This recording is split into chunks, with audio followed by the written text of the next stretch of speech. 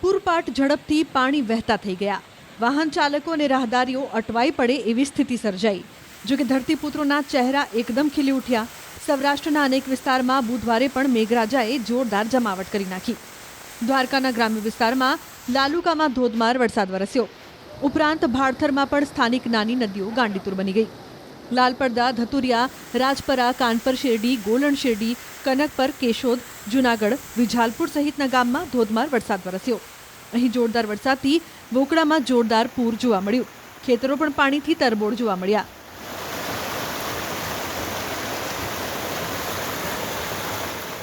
દ્વારકાના ગ્રામ્ય વિસ્તારમાં પણ વરસાદી માહોલ જામ્યો। જામખંભાળિયા નજીક આવેલા લાલુકા ગામના વાડી વિસ્તારમાં વરસાદી પાણી વહેતા થઈ ગયા। લાલુકા ગામના ખેડૂતોમાં ખુશીની લહેર વ્યાપી ગઈ। નદી નાળામાં નવા નીર વહેતા થઈ ગયા। થોડીવાર માટે તો અહીંના વોકડામાં પાણીનો જોરદાર પ્રવાહ વહેતો જોવા મળ્યો। ખેડૂતોને આશા છે કે આવા સારા વરસાદથી પાણીના તળ ઊંચા આવશે અને ખરીફ સિઝન બાદ શિયાળુ પાક માટે પણ પિયત મળી રહેશે।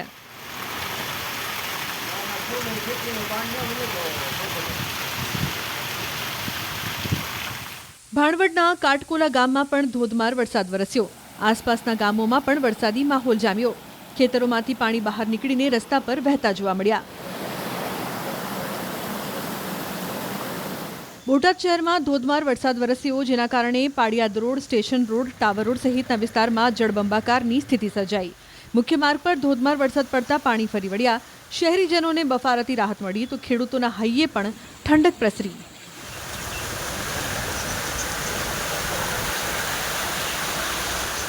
બોટાદ શહેરમાં ધોધમાર વરસાદથી ઉતાવળી નદીમાં ધસમસતું પૂર આવ્યું। ઉતાવળી નદીના પ્રવાહમાં અહીં પાર કરેલી એક કાર પણ ડૂબવા લાગી। શહેરની મધ્યમાંથી જ ઉતાવળી નદી પસાર થાય છે, જેના પાણી વારંવાર આ રીતે ફરી વળે છે।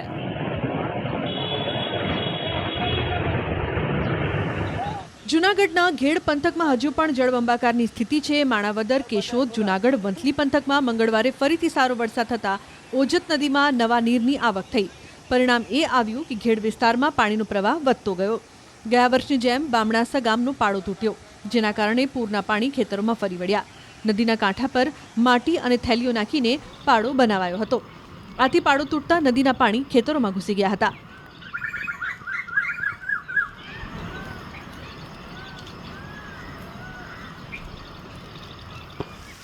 કચ્છમાં સતત બીજા દિવસે પણ વરસાદી માહોલ જામ્યો। લખપતના વર્માનગર, કોરિયાણીમાં સારો એવો વરસાદ થયો। આ તરફ નખત્રાણાના રામપર, રોહા, કોટડા, જડોદર તેમજ અબડાસાના બીટામાં પણ વરસાદ નોંધાયો। જામનગર જિલ્લામાં મેઘરાજાને જામો પડી ગયો। લાલપુરના ટેભડા ગામે બપોર બાદ મેઘરાજાએ જોરદાર જમાવટ કરી। દ્રશ્યોમાં જોઈ શકાય છે કે મેઘરાજાએ ખેતરોને તરબોળ કરી મૂક્યા અને ખેતરના પાણી સ્થાનિક નાના વોકડામાં વહેતા થયા। સારા વરસાદથી ખેડૂતોમાં ખુશીની લહેર છવાઈ છે।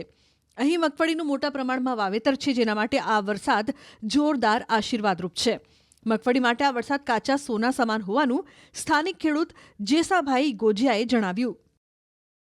જામનગર જિલ્લાના મોડપરમાં પણ ધોધમાર વરસાદ વરસ્યો।